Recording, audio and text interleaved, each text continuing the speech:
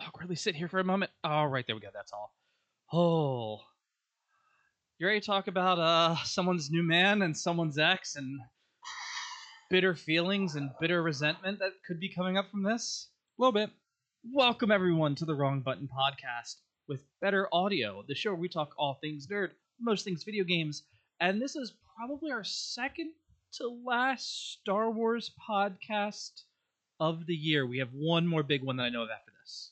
Oh, yeah. We got to do Okay. Mandalorian program. We can't. No, something's coming out in the fall. I don't know what Is it yet. Starfighter or do you think it's Ahsoka? Probably Ahsoka. No, Ahsoka. Hoping I think it's 27. Ahsoka. I think Ahsoka's 2027. Oh, don't say that. I think it got pushed. Starfighter would be cool. Starfighter would be Also, alright. I like Ryan Gosling, so, you know. Really? No? Sometimes all the pretty Hollywood boys just look the same to me. You don't like his acting in The Notebook? Oh, he was in The Notebook. Yeah. No, I just think The Notebook is a really tragic, shitty story. God damn.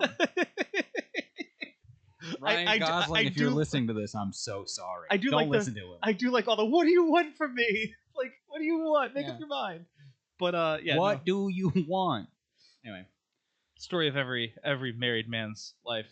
Actually, that's not true. My wife knows what she wants unless she's hungry. In which case, or we walk into some place, she's like, I'm not feeling anything, just order what I'm going to order myself. Anyway, aside from all that, Yes. as we talk about my relationship, we should talk about Maul's relationship with his ex. And then, his ex fronting with his new man.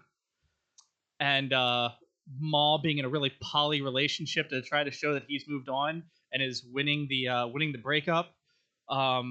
Spoiler alert.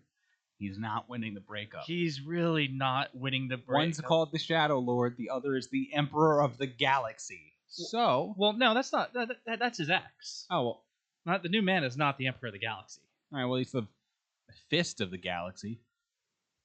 or the Dark Lord.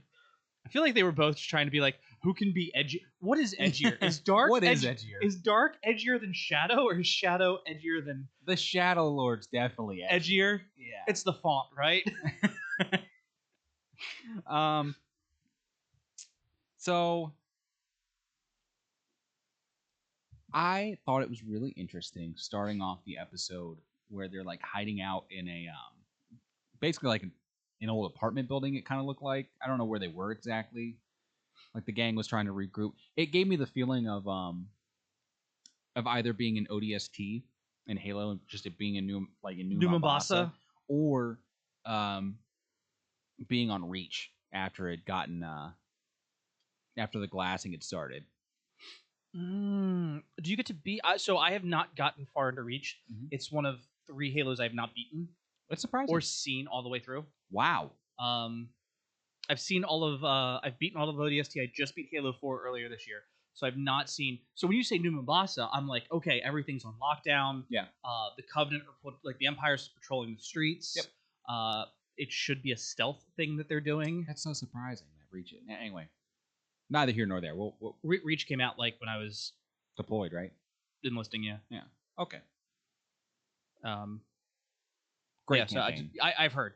I try to play it every year for 4th of July, and I just always get stuck on the mission. One of the missions we have to drive like a warthog around with the rocket launchers, and it's essentially the second mission from 2. Yeah. And for whatever reason, I just get hung up there, and I don't know what it is. Fair enough. We'll push past this. Okay. But yeah, no, I like the setting that the crew were in. What did you think about this connection of the minds between Maul and Devin? First of all, this is the second time now that we've seen Maul infiltrate a kid's mind, because he did the same thing to Ezra back in Rebels. He's really got to stop catcalling or grooming. I don't know. I think that's grooming. Yeah. I don't know what Maul really, he can't track somebody's age. So but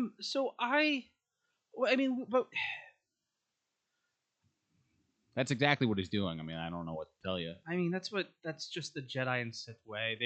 They're both like, well, I groom for Jesus. The other one's like, well, I groom because I like to groom and I like him young. And I'm like, is one better than the other? Not really. Well,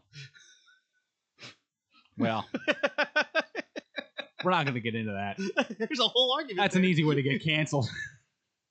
Oh, what's the Catholic Church going to do? Come after us? Go ahead. I don't know. The Pope's wearing Nikes now, so I didn't know he was chill like that. Yeah. Yeah, I mean, Pope also has opinions on food, so... Yeah. But we've seen this before.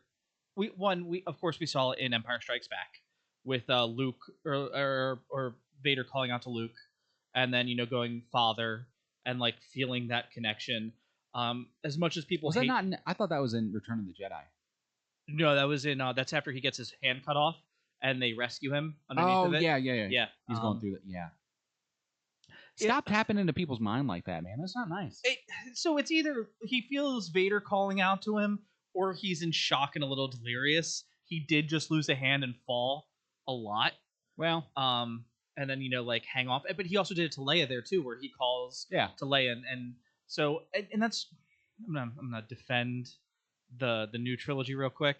It's like they're diodes in the Force, they're connecting, and it's like it's never been this strong before. And I'm like, when you only have 2 conduits for the Force, I assume the Force is pretty strong. There's a lot less people using the Force in those days. Yeah, like that. Like fucking FaceTime is peerless at that point in time. Yeah. That's what they're doing.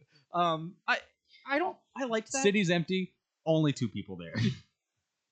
I really actually like that. I like calling out to old powers. I like the idea that the Force wants Maul to have an apprentice.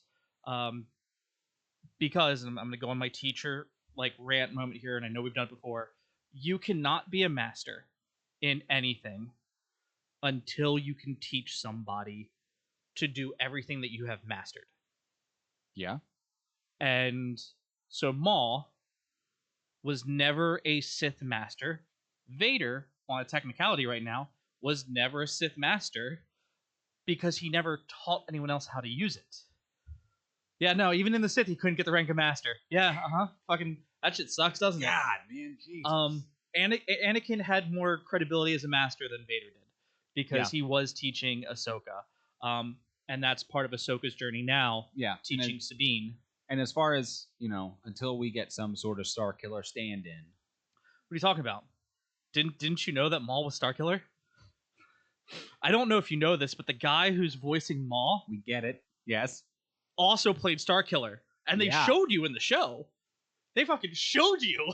He sits there and goes, wham, and he just, like fucking, no. All right, Sam, I get it. I get it. You were Star Killer. But until they get no shade to that. I actually really like that scene. It was all hype. Until they get an actual, Padawan for Dorothy Pooh, which technically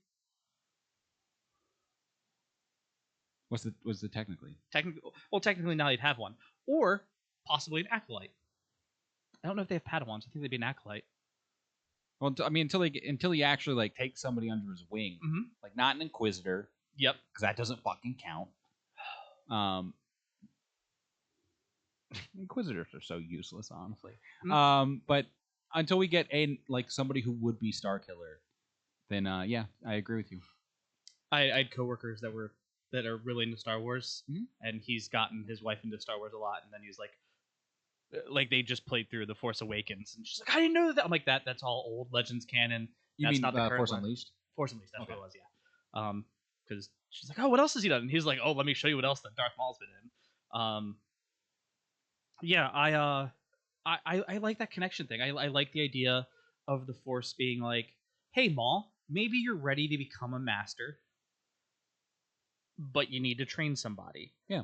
And I want to see the confliction that Maul has to show of like, okay, how was I trained how to do this? Oh, you didn't try to kill me hard enough. Oh, well, taser. Yeah. And then also being like, oh, well, I don't want to go through that. I don't want to do that to somebody. Yeah. Well, we see that. I think Maul actually respects Devin and Devin's potential. I think because the Force tells him to. I hope so. Yeah, I'd like to think that the Force is. I'd like to think that the like the Bendu is the thing in between. Like there is no light and dark side. It's just how you use it. Yeah. I'd like to think that the Force is like, fuck. Well, I've got these two things growing over here, but maybe we can stop this a little early. Hey, Maul, here's your apprentice. Maybe go show your ex that like your apprentice is a lot cooler and you're cooler than your ex is. Yeah. But yeah, it was nice. It was nice to see the connection between their minds, and she wakes up from the nightmare / vision, and she's like laying it all out for everybody. The pacing of this episode was a little all over the place for me. A little nugget right there. We'll talk about it later. Oh, I didn't have a pacing issue with these. That's surprising, but okay. Yeah, this is the. I felt overall that some of the characters were rushed for me, but she's relaying this essential meeting that Maul wants to have, and Daki makes the mention that in order for Maul to access your mind so easily, you have to have a connection. Which, congratulations, Daki, you're finally putting the pieces together. It's been like 6 episodes that your Padawan has been cheating on you. You're finally getting there, buddy. There's a whole theme for this episode, guys. Whole theme. So yeah, they go from that. They're all the while they're being hunted by the Inquisitors too. Mm-hmm. Which Merrick's using the what is it, Force Echo? Yeah. Like you can see what like. Yeah. Well, you don't like Force Echo? I don't. So I was talking to another friend about it, and he was explaining. He goes, "This was pretty good for a show that like has no stakes because we know where everything ends up."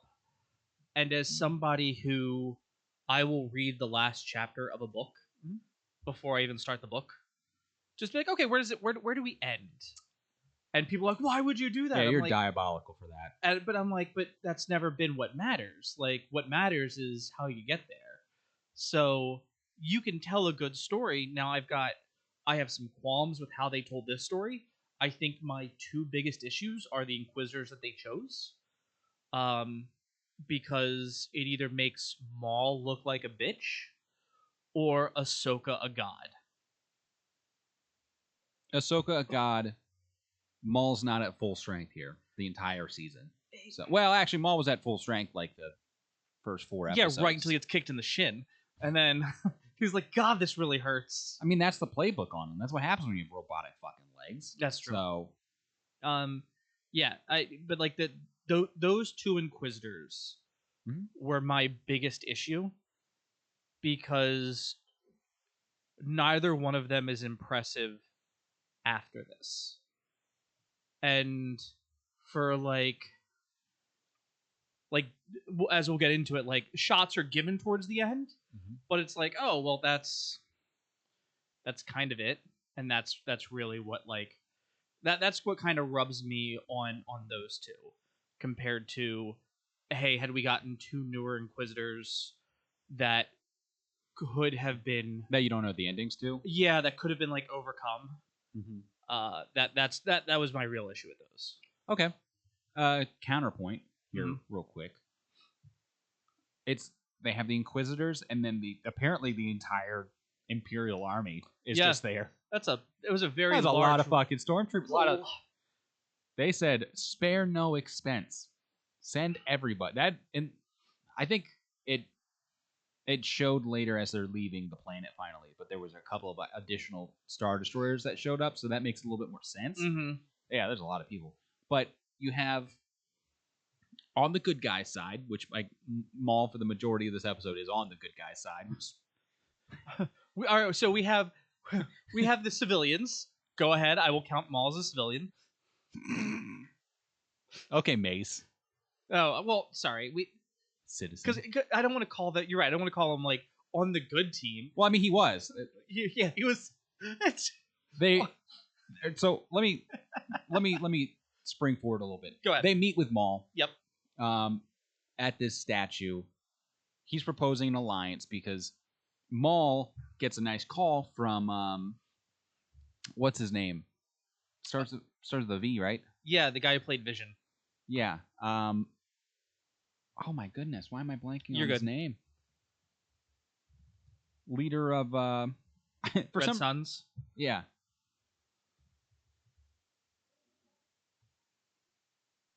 Dryden Voss. Dryden Voss, yep. And so, Dryden calls up and he's like, hey, I want to be the leader of my syndicate. You want to get off of the planet. I help you. You help me kill my leader and install me as the leader of Crimson Dawn. Because the Red Suns, I think, were another Crimson Dawn. Yeah, I looked up. Red Dawn is the Red Suns. Wolverines. Oh well, yeah, Red Dawn. But you said Red Sun. Oh, I said okay. Yeah, which for some reason I think might be a crime organization in the Old Republic. Actually, maybe. Don't quote me on it, but anyway, off topic. They're at this meeting. Maul lays it out because there's one or two options laid out in front of them. They either try to escape with Maul or they get captured in the city. Like the Empire's closing in like every corridor, especially with the Inquisitors who are just he's like the Hound, basically. They're like hounds. Yeah, they're he can smell them.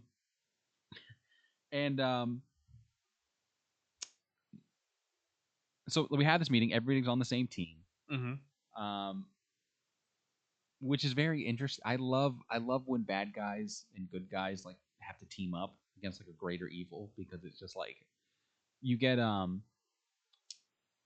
they're going over their escape route, and it's like they're gonna get let out of the city under some like power complex. Well, because originally he's like, we're gonna walk out the front gate, and they're like, well, we can't get out that way. Yeah. And then he's like, we can actually chase the guy over here, and this will let us out. I chased a criminal there. Which, have you watched any of the? This is like one of Sam's like prides for this actual scene right here. So Sam talks about why he failed, getting Ahsoka and winning Ahsoka over during quick side tangent, because I felt really good. He goes, okay, so during the Siege of Mandalore, Ahsoka shows up and Darth Maul's like, so hey, shit's bad. The Sith Lord is Palpatine, by the way, and we need to go stop him. I don't think you understand how bad it is. I really wanted Anakin here. I didn't want to hurt him, because if I had Anakin here, I could be like, hey, look. He told me about Darth Plagueis the Wise too. Yeah, that's just it's made up. It's just how he like gets you to like join him. For me, he was like, do you want to be able to see your family again? Did I tell you about Darth Plagueis the Wise, who got to see his family every day? Like, and Ahsoka's like, okay, so say I buy it. But he goes, well, Anakin's not here, which means shit's about to get really bad. So let's go kill Anakin. And Ahsoka goes, no. And Maul goes, I felt like I was so close. Okay, need to work on my delivery a little bit. Well, yeah, because he never actually says that Palpatine is Darth Sidious. He like alludes to it. He never outright says it though.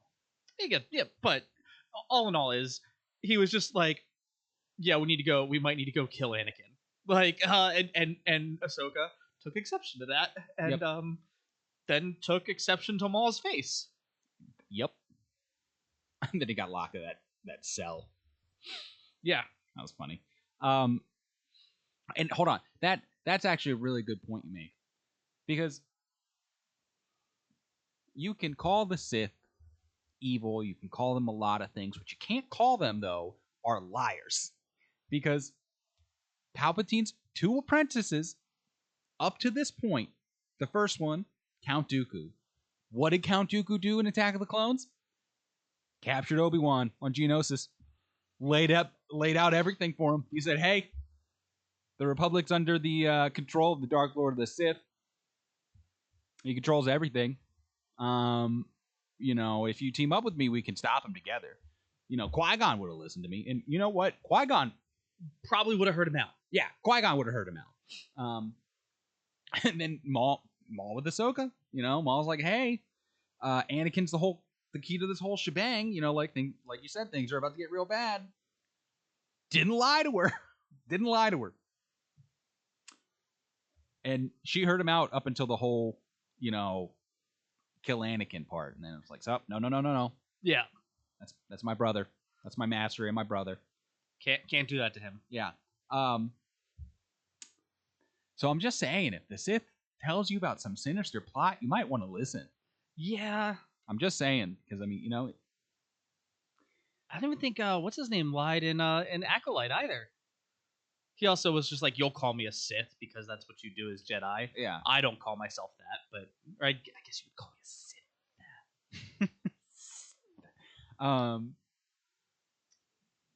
Yeah, Maul, you're right though. Maul still needs to work on his delivery. He's getting there. He's done better. You know what? He got a little push towards the end that really helped sell it. Good one. Okay. All right.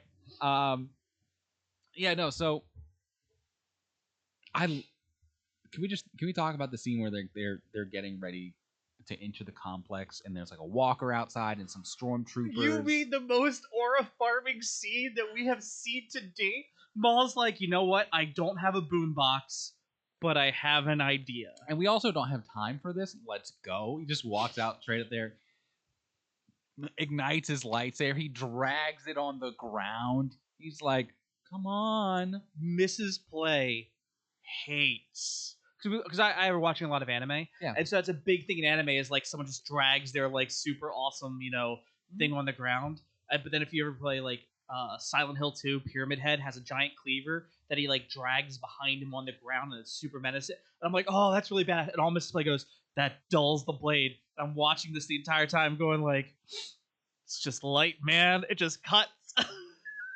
Yeah, I was gonna say like, you don't have to worry about that with a lightsaber. So, yeah, it was nice. I mean, those stormtroopers, they got wombo comboed real quick because Spybot jams their comms. You know, they still have like 3 Mandalorian mercenaries left. I think they got Icarus with them. They have Icarus. They have Rook, and they have like 2 or 3 other Mandos. Yeah, and then you got 2 Boots and Captain Lawson and Riley, which annoyed the hell out of me. Because like, this is a problem with Disney Star Wars. You see it a lot of places in the animation, not everywhere, but when they're executing the scene and like Lawson's about to get shot by a stormtrooper, but then Riley shoots him, he stuns him. I feel like Disney does that so much. The stun is so goddamn powerful. Oh like, yeah. Why? I guess the stun just doesn't work on droids. But it's just a one shot, man. It's like and It's like, so hard to miss. and Rex is fucking like Rex is doing it. I like Ahsoka. I think she just builds up a tolerance after a while Yeah. because of how many times she got stunned in that one training episode. Yeah, and like in the Bad Batch, they did it a lot too because they were going up against their other clones, the regs. Yeah, but they're still the other clones. Like that makes sense. That's fair. But like, I mean, everybody else is shooting. You know, they're lazy. Oh, and I think when they go up against, I think the only time it takes more than one or two is when they go up against like Scorch. I think he takes like 2 to 3.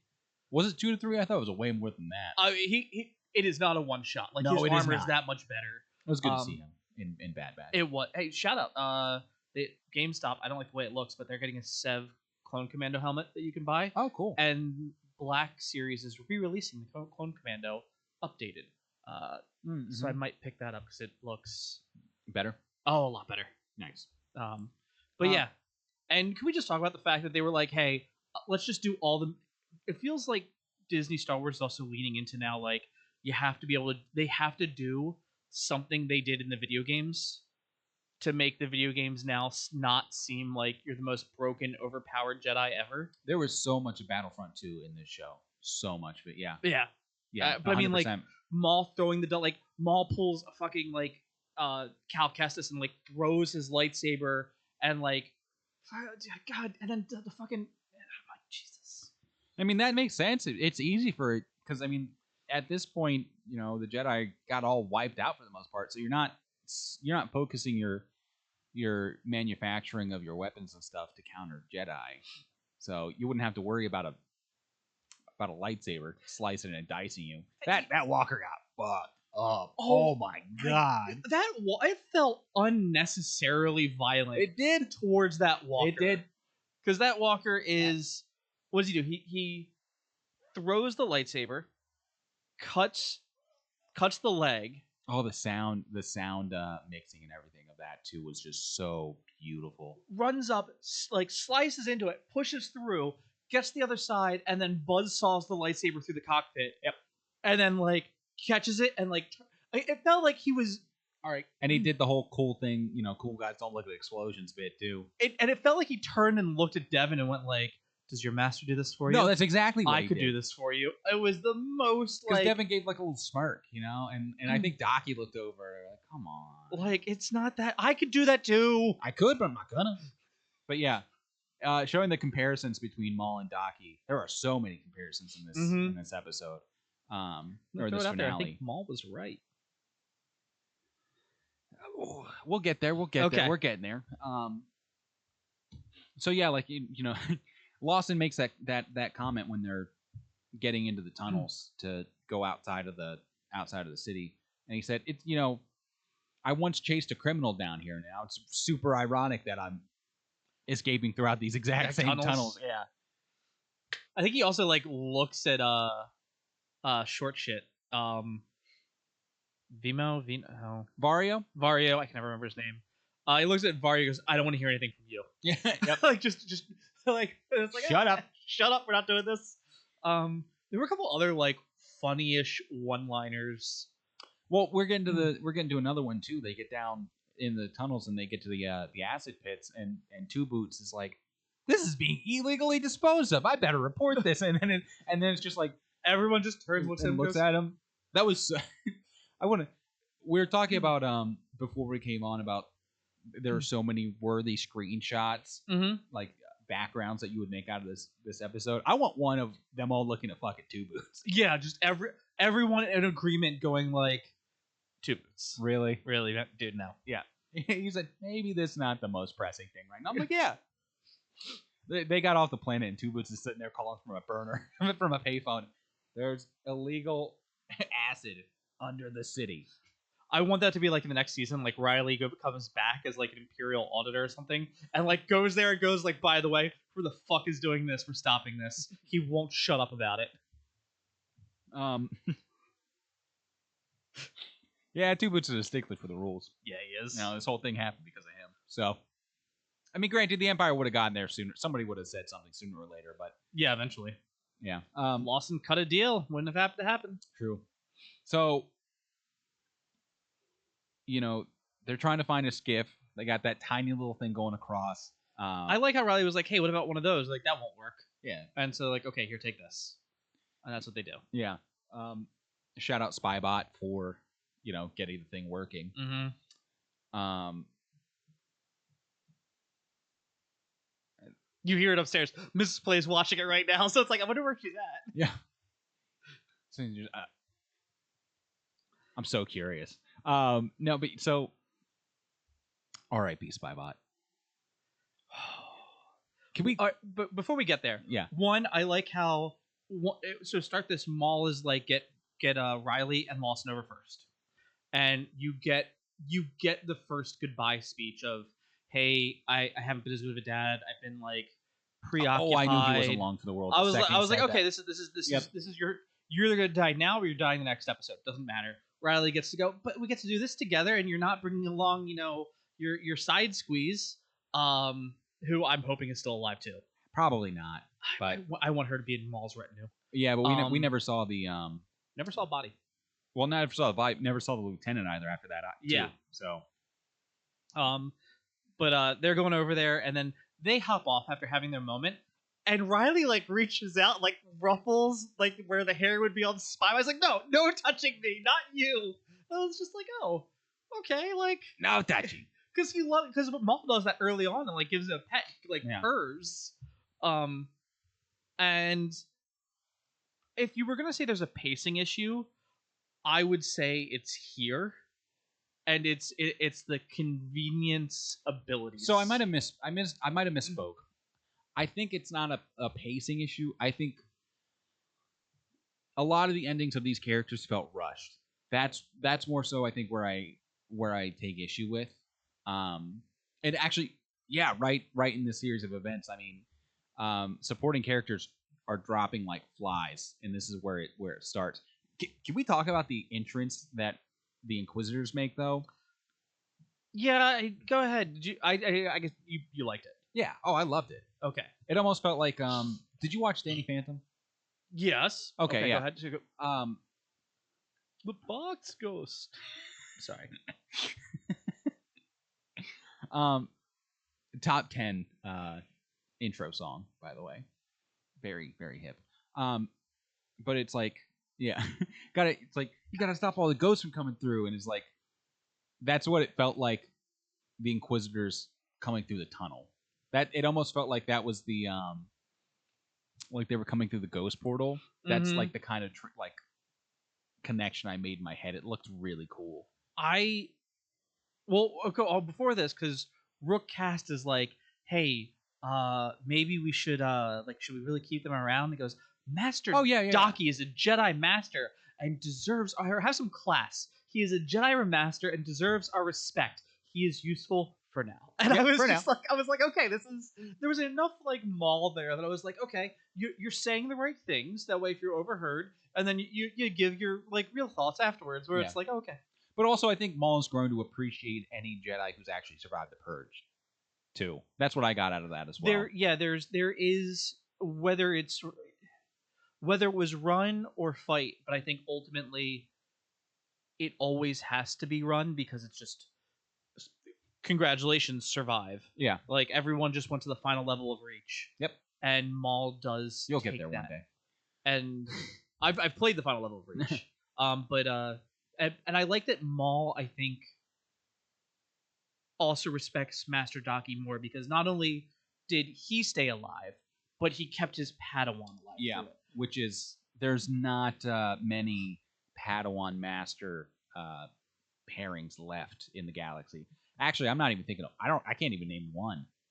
I was just going through that because I was like, okay, I was like, T'Pol died when we did when Fallen you played Fallen Order.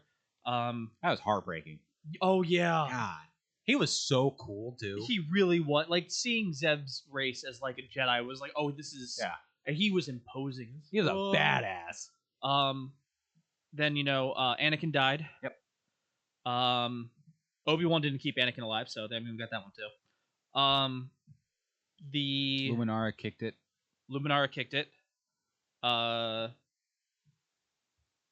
Caden. Depa Bilaba. She didn't make it. Yeah, no, it.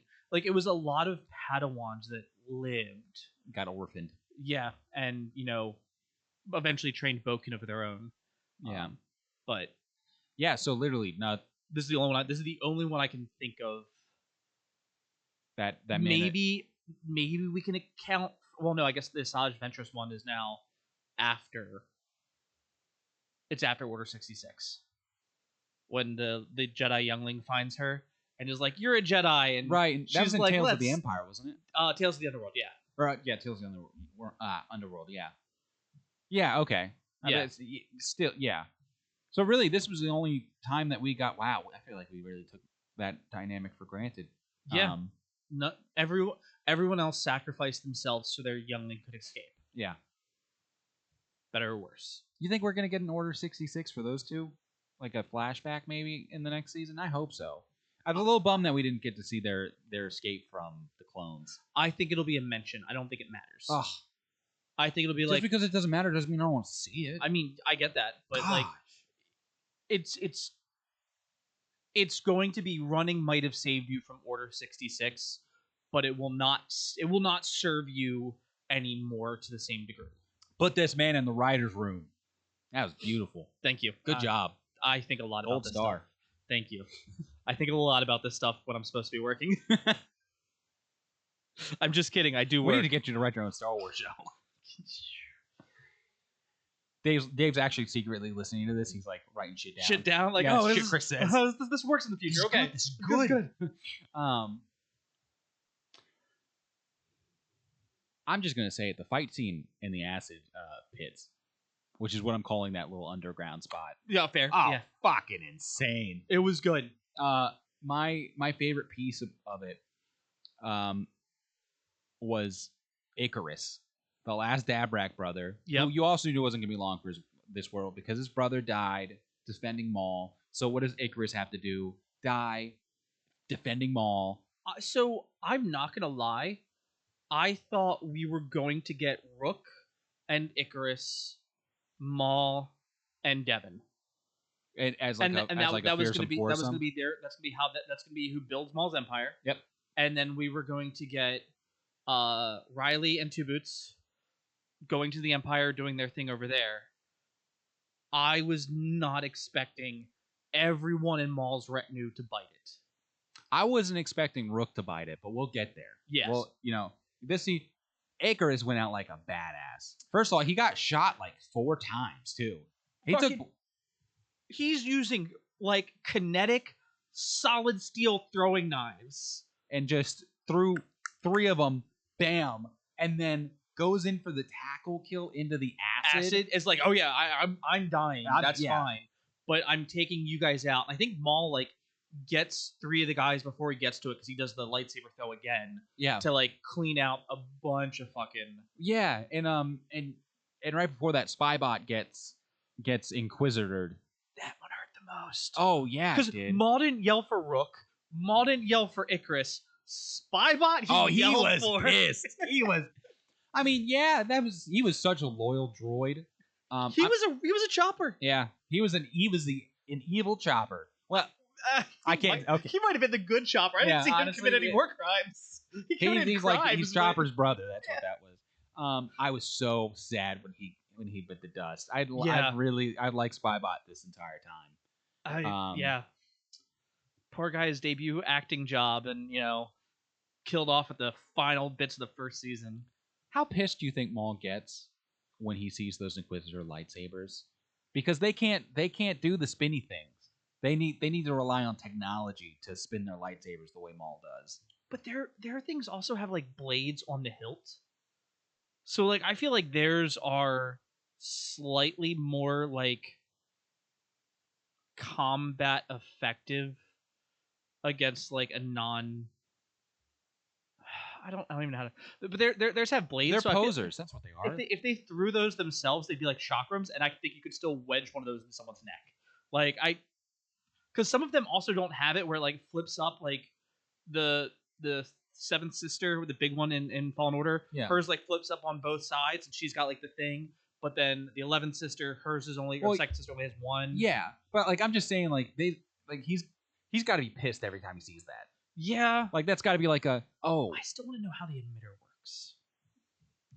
hey, take it up with the Grand Inquisitor. Yeah, I just that's the weird one. Yeah.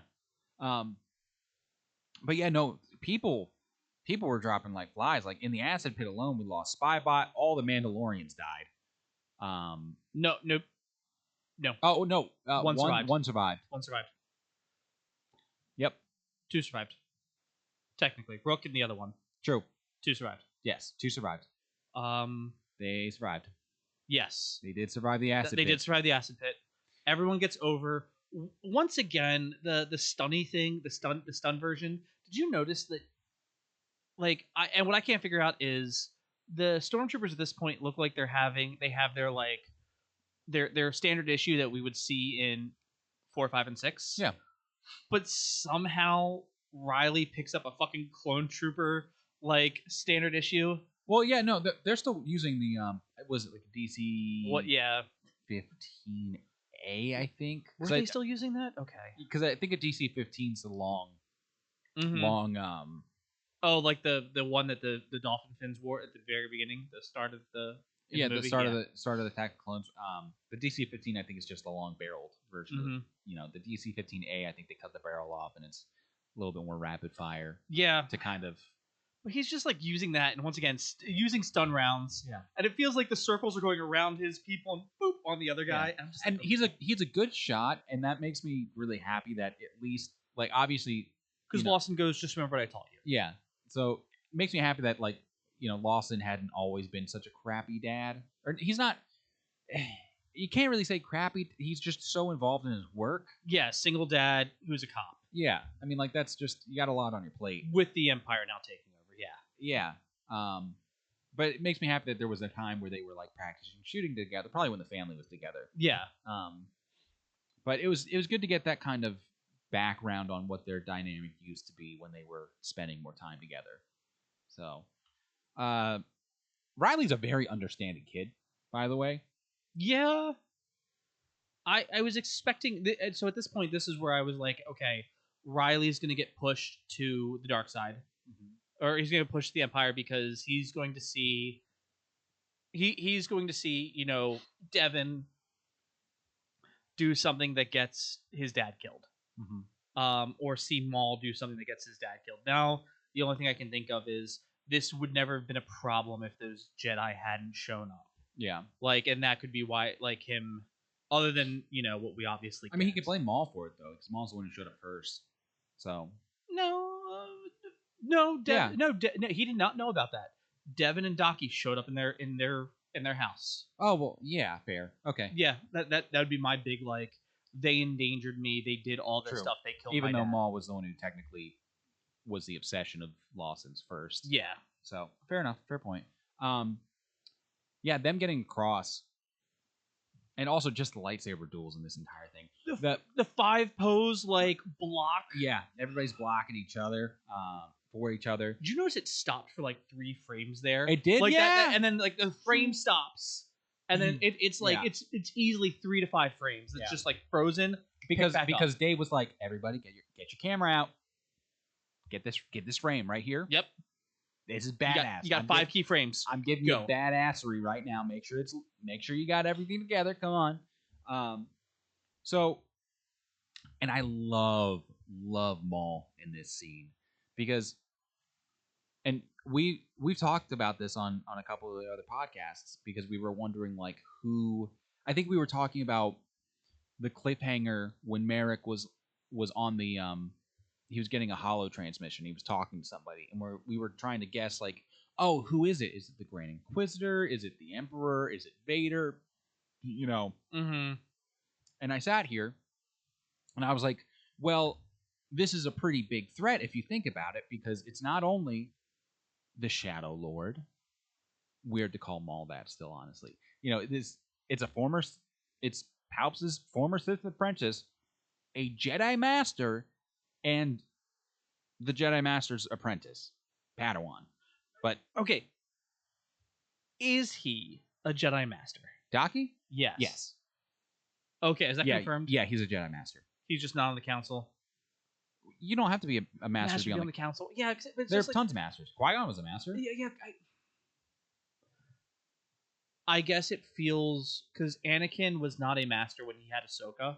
Yeah. So it kind of feels You don't weird. have to be a Jedi master to take on a Padawan. Though. You just have to be a knight. So what I'm saying is it kind of feels weird that everybody else except for Ahsoka got trained by a master. Well, I mean, like they have to call. Yeah, but like sure he is her master because master apprentice type relationship.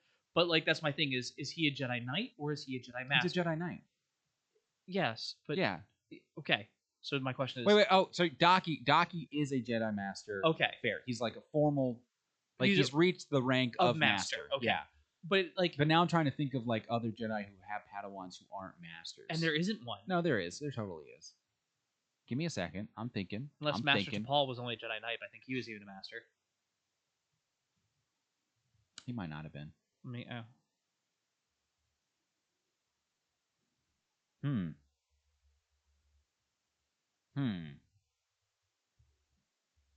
thinking.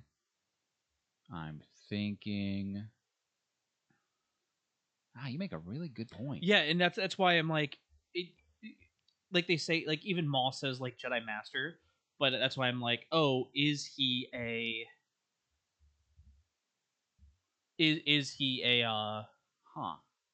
an axe? Oh, holy shit! Master to Paul, his master was Yaddle. Wait, really? Yeah. Jedi General as commanding all for blah blah blah. Yeah, because you don't need to be a Jedi Master to be a Jedi General, because all the Knights are generals.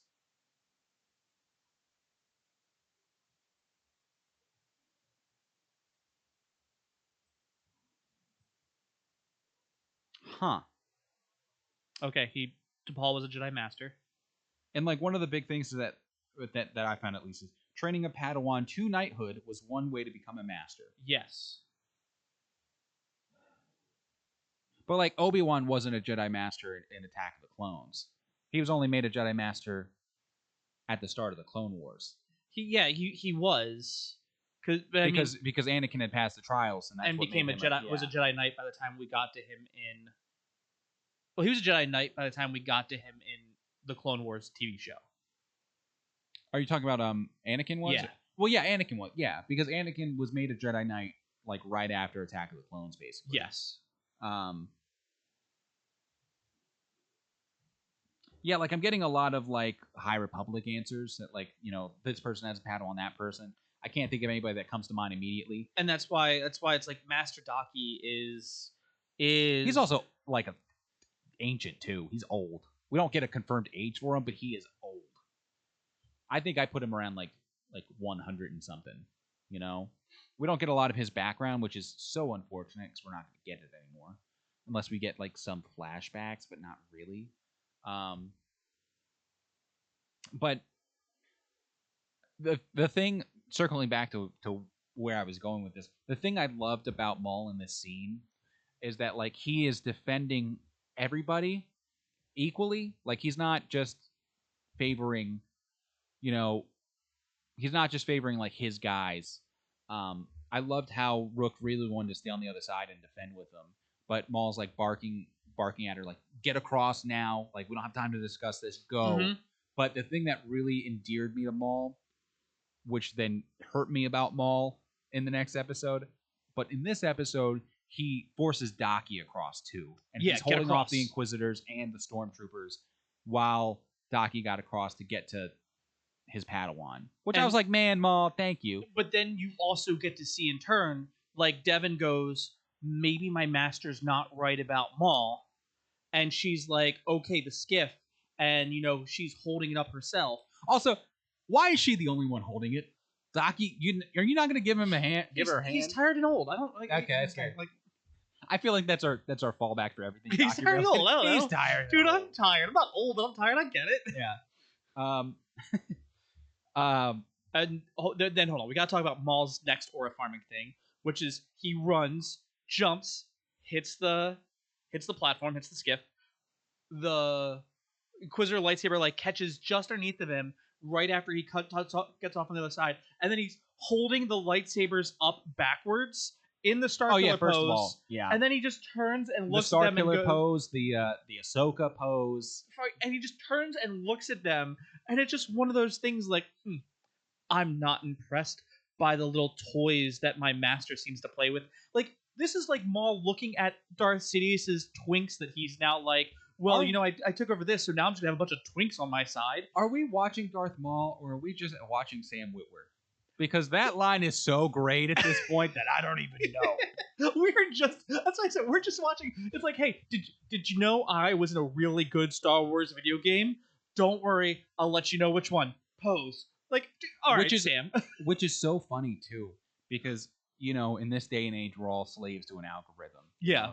If you're browsing stuff randomly, whether it be on Facebook, Instagram, YouTube, Twitter, yada yada yada.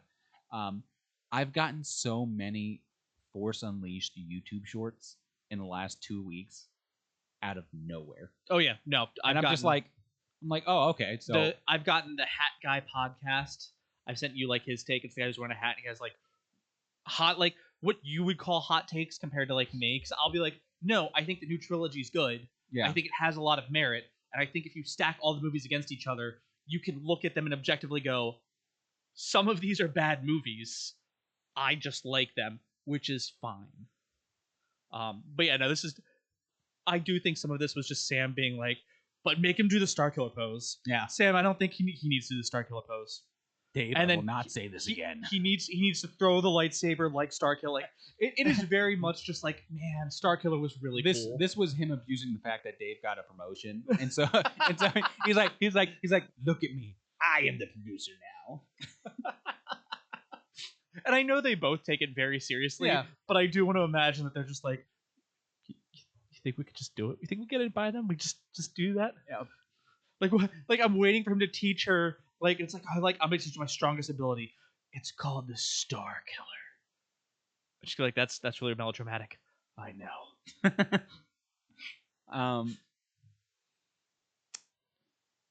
So yeah, that we're getting close to the end of the episode here, because after the acid pit, they make it out. They make it out. And it kind of ends.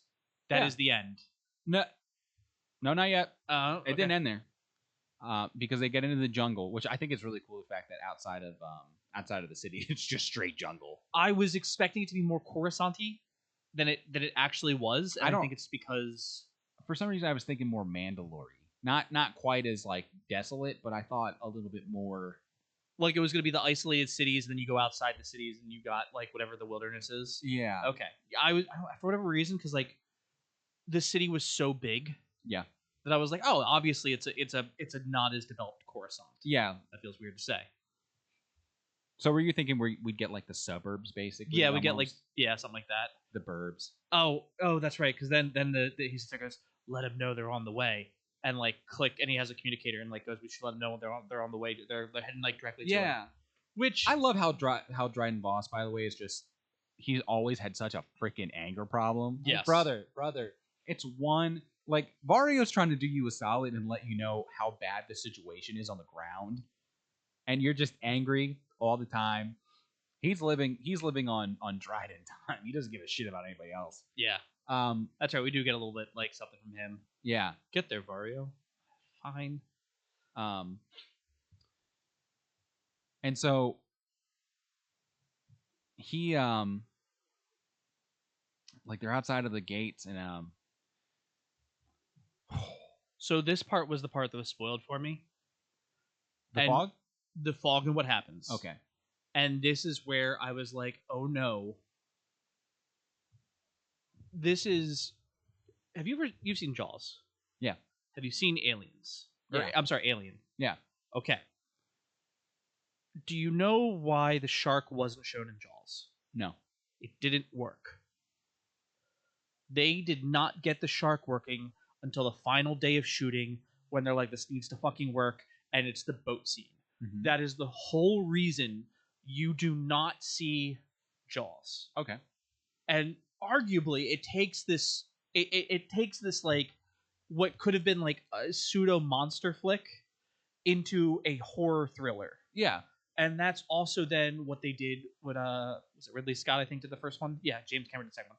Ridley Scott took that motif when he did Alien and was like, okay, you only see the alien at the end. Yeah. Like you see the burst part, you see the stuff, people get picked up, and like you might see him like appear out of something, but you never get a good shot at him. And that's what made Alien a horror movie. Aliens is just an action sci-fi flick. All right, I guess we're gonna do it. Because we're here now. Yeah. There's a fog outside. Rook Cast and the Last Mandalorian are gonna go forward and they're gonna scout. Yeah.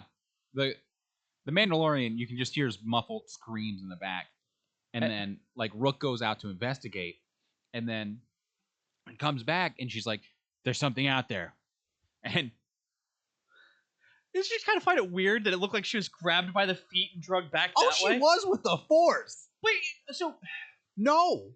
all right, hold on. Yeah. Let me think about this. Yep. You want to talk about some melodrama? Because I would just think you'd be like this, and all of a sudden she'd be like this into the fog. Yeah. No, she was dragged. He was like, the other feet, grab I'm the gonna feet, grab that. and I'm gonna drag it. So for a moment, you're like, fuck, what the hell is out here? And then you hear it. Yep. This, I'm going to tell you right now, this was their make or break moment for me of, will I watch another season of this? If Vader had said one word, he would have been completely ruined, and I think would have killed everything right then and there. Really? Yes. Interesting. He has no reason to talk to them. Yeah. And so, and he right now is the menacing black armored thing. this is early Empire Vader. He's just on the hunt, and he's angry, and just he's lost he's not and I keep referring to him as doing like this is Vader doing his 9 to 5. Yes, this is like he's at work. Don't bother him when he's at work. And you're right. And I loved how they used him like that. Yes, because it's like when we got him in Rebels, we get the like he has to talk. Yeah.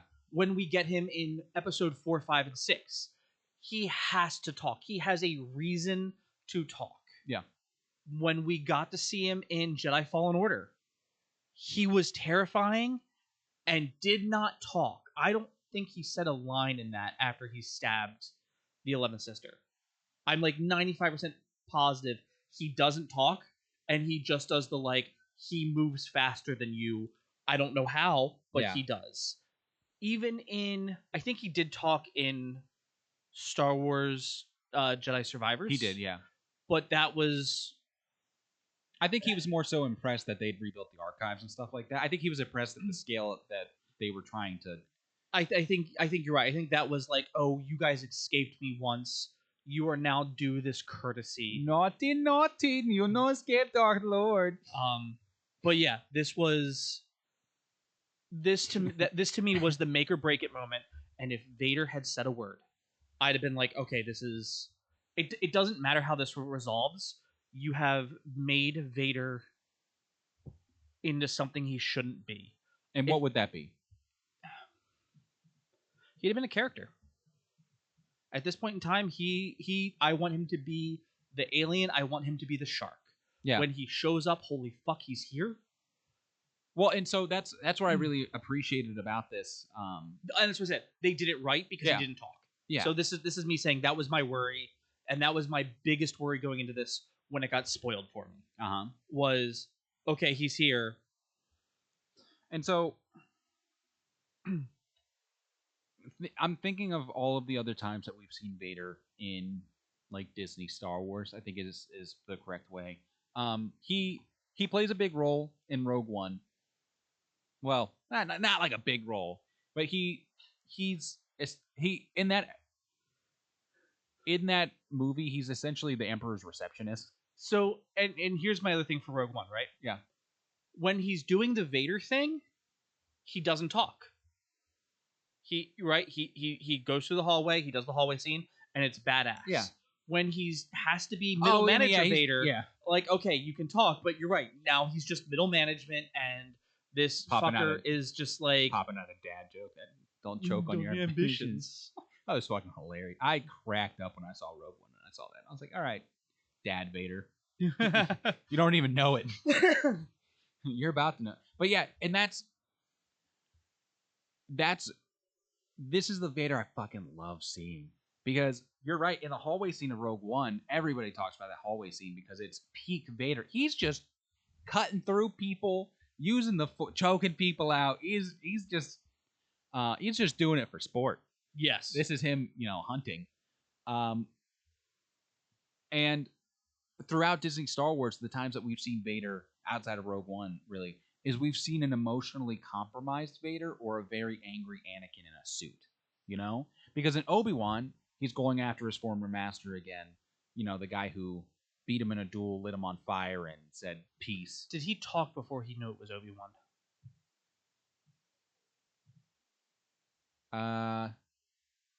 Yes, because I think he was talking to the Inquisitors, doing like his middle management. Okay, thing. middle management, but he did. Yeah. And I think that's the big thing is when middle management Vader is not Yeah, is so not a character. Yeah. Well, there's really only two times that Darth talks. It's either he's talking as middle management Vader or he's an emotionally compromised Vader. And that's when he's fighting. Yeah, he's fighting Obi-Wan, or when he saw Ahsoka in Rebels. Yeah. Did he talk before? Actually, he talked to or he's doing the manipulating Sith thingy, because he had to fight Ezra originally. He said a couple words to Ezra, like oh, like you've been trained well, and I think he was like making his sales pitch to Ezra. He's like, the Emperor will be most impressed with your abilities, when he's also grooming kids. Everybody's out there trying to groom kids, man. And I think, to be fair, they also had killed the Grand Inquisitor, so they do get to have words. He's worthy of words. Yeah, I think that's really what it is. Vader does not talk to you unless you are worthy. Yeah, and you have to do something. So surviving him once, Cal Kestis can talk to. Sirjin does, but it's like she rebuilt the archives, and it was like 3 Jedi were there. Yeah, a Jedi Knight and 2 Jedi Masters. So yeah, yeah. So this is just Vader doing his 9 to 5. Mm-hmm. Was great to see him. They executed him perfectly. I mean, that just, I was terrified every time he was on the screen. And that's where the episode ends. It's just like Vader's like right there. And so a lot I think has been talked about in the last few days following the finale. What does Vader think of Maul? Because I mean, Maul to him, he killed his first master technically, because I mean Qui-Gon was supposed to be Anakin's master. Mm-hmm. Almost ran him over with a speeder. That wasn't cool. Anakin duck. I don't think Vader thinks anything of him. Well, so I'm getting to that. Okay, I'm sorry. The last time that Anakin and Ahsoka speak, Ahsoka is going off to go confront Maul on Mandalore, and Obi-Wan and Anakin get called away to go rescue the Chancellor. And so a friend of mine was trying to make the case that, like, does Vader think that Maul killed Ahsoka? Because at that point, Ahsoka's nowhere to be found, assumed dead in that crash. Because at the end of Clone Wars, we get the scene with Vader, and I thought originally the scene was a fresh Vader, like right after the events of the Revenge of the Sith. Like they'd found the Venator. Yeah, I thought it was like right after that. And I was like, oh, he's looking for Ahsoka now. That's interesting. But no, in that scene in Clone Wars, I did not realize this until this week. Those are A New Hope era stormtroopers. They're in their okay. Yeah, like it's A New Hope era stormtroopers and the snowtroopers and stuff like that. I thought he was with clones still. I was wrong. It was. I think the second he touches her lightsaber, he knows she's alive. And we also have to think that, like, at this time, we're getting to A New Hope. Yeah, Ahsoka's already killed the 11th brother. Yeah, but nobody knows that because the 11th brother doesn't know who they're being sent for. Like in Tales of the Jedi, Yeah. when she's facing off against the 11th brother, they're called because of a Jedi. They didn't know that it was Ahsoka, that it was the Padawan, the former Padawan of Anakin Skywalker. which everyone can apparently feel that. It just feels like everyone goes like, "Oh my god, you were Anakin's Padawan." I mean,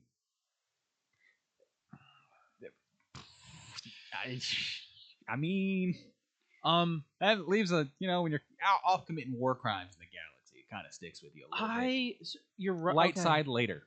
Light side later. I don't think has Anakin ever seen Maul.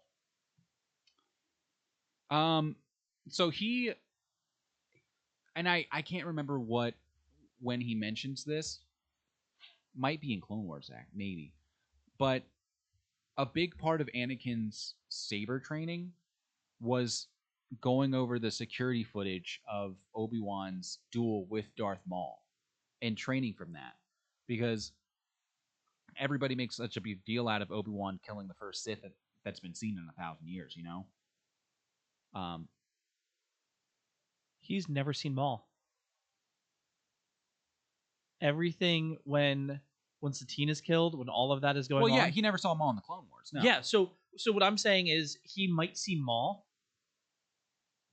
Because we also know Savage Opress was running around at this time. Yeah. But we don't know that Savage, he doesn't know that Savage is dead. I don't think he thinks I don't think he thinks anything of Maul. I don't think anybody knows Savage is dead. He just kind of disappears because and then Maul disappears too, and now he's back. Somehow Maul returned.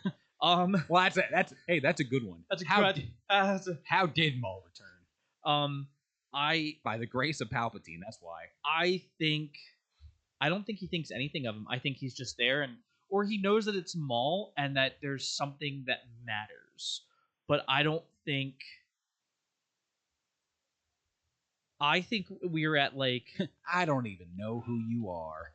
No, because there's a comic where he fights a clone of Maul. And Darth or Anakin? Darth Vader. Okay. Fights a clone of Maul that the Emperor did to replace him. Because Vader, Sidious is just himself. Is this a canon comic? I think this is a canon comic. Let me look it up real quick. Darth Vader fights clone of Maul. Really?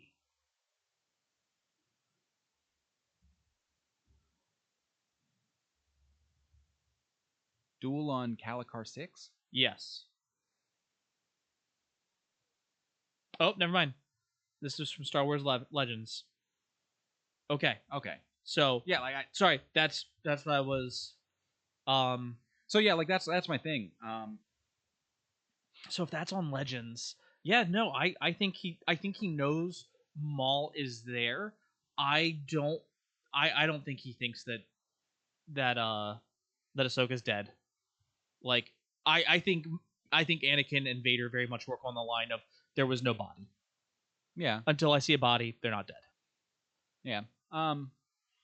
Yeah, I mean it is interesting because I'm not sure we get Vader in season 2. I think they escape. They've already escaped the Empire. They're going to focus on rebuilding the criminal element of the Syndicate and all of that, right? I think this is the only time we see Vader in this show. Yeah. Until maybe the very, very, very end. But Maul ends up on Malachor somehow. That's, when you mentioned earlier in the podcast that, that's what you do with books. You go read the last chapter, and then you like to figure out how it all got here. Mm-hmm. That's kind of how I feel right now, because I'm trying to just piece everything back. Yep. How does he get on Malachor? Does he get the Darksaber back? Who knows? Well, yeah, he has to, because it's on the planet of the it's on the Night Sisters, in the Night Sisters cave when he takes Ezra there. Oh yeah, true. So because he's like, oh, that was a time from when my power was almost absolute. Yeah. And so, there's a lot of little stuff in here that I'm like, oh, this is genuinely super cool. I think that's a really great part about Star Wars, though, too, is that like this is the stuff that we love to talk about, and it's like, oh, the what ifs. And it's like, do they know each other? Don't they? And that's what I like keeps us talking. You know, it's And not point A to point B. this is also where Dave Filoni says, or yeah, Dave Filoni told Sam was like, you don't want stories to be a 1-to-1 because Yeah. did you use the bathroom? Oh, you don't want stories to be a 1-to-1 because the Jedi are becoming legends. The Clone Wars is becoming a legend. Like it's like World War II for us. Like Yeah. almost most people who You fought in the Clone Wars, you old bag. yeah, like nobody's around anymore for World War One practically. No, yeah, nobody is actually. Yeah, there's no like World War II is very quickly following it. Yep. And you got to think about it, there was a time where people were old enough to have fought in World War One, Mm-hmm. World War Two, Yep. and I think the Korean War. Yeah. Like there was Or World War II, Korea, and then a little bit in Vietnam. yeah, like yeah, but they'd been pushing retirement age to Nam. Yeah. But yeah, like that and it's you would have had that in the Clone Wars, like people who knew the Jedi in the height, you know, Well, and yeah, then knew them during the Clone Wars and then at the fall. not many. Not many, yeah. And also, there just wasn't enough of them. Like 10,000 Jedi Knights in the galaxy. Yeah. That's a big fucking galaxy. And you also like now it's the question is okay, how did we get down to 10,000? How did we get down to 10,000? That's the question. But like also like that's also the thing because you're so right because you know one of the big lies that Palp says in throughout the prequels is that like the Jedi started the war, and he's able to get away with stuff like that because there's not enough. You don't see Jedi around, you know, and so it's easy to think like, oh yeah, they started the war. I mean, hell, we get that with the sisters. In the first Fallen part. Order.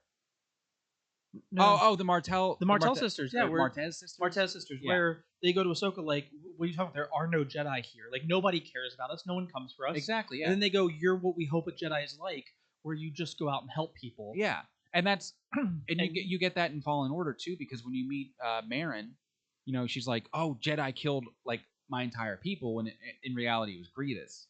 But then there's the one Dark Jedi who shows up and like takes over the Night Brothers. Oh, what's his face?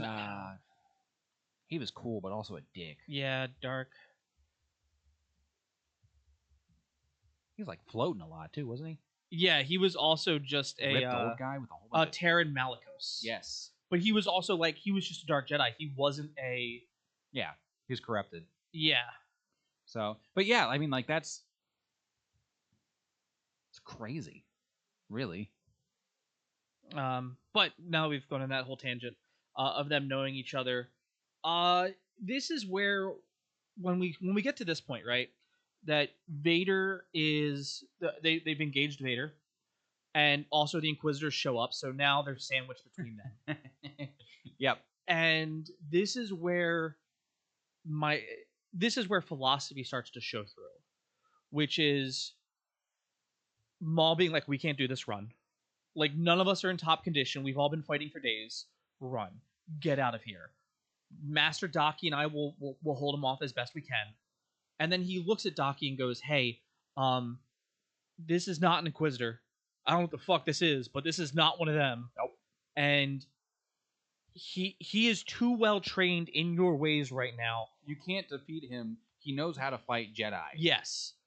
And that he does. And Daki's like patience is, and like because they're also like doing this in front of Devin, going like, no, Padawan, patience is the true way. Yeah. And Maul is like, no, violence of action. Like take the American approach. Or kick in the door. Or I'd like to argue in this point, okay, that they were effective in fighting Vader until the Inquisitors showed up. They were 3v1ing him pretty well because they, and we'll get into this. But Daki makes a comment of like, we can do this if we stick together and defend one another. We can get out of here in one piece. And they were though. They were at least containing Vader enough because of the combination of Daki's defenses.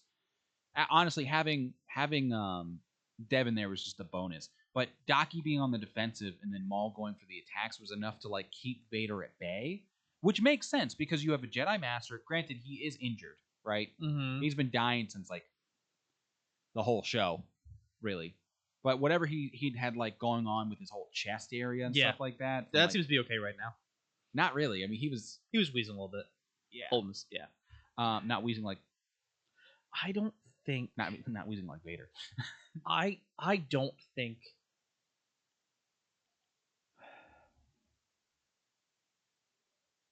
Like I'm just saying, it's like.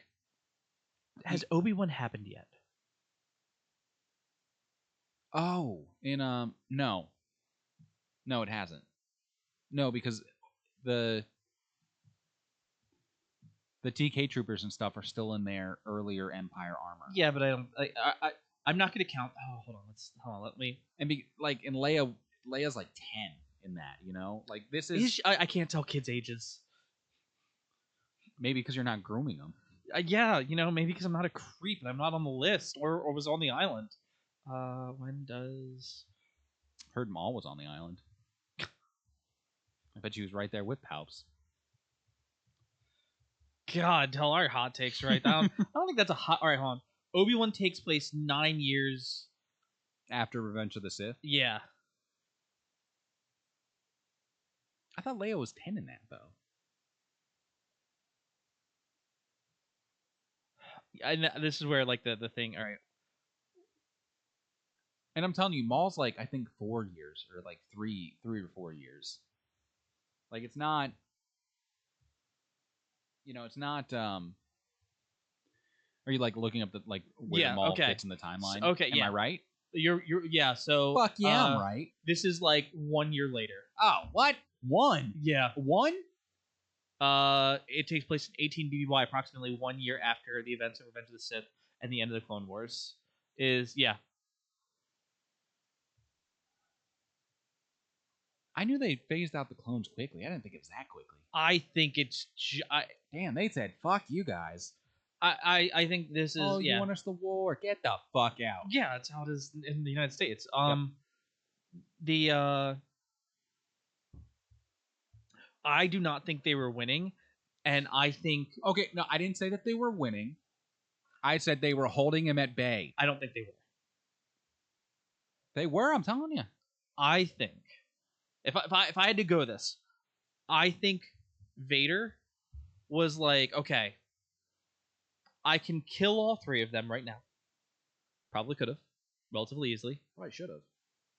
Or, I don't know who else knows who's alive. And they're out here because they're trying to meet with somebody.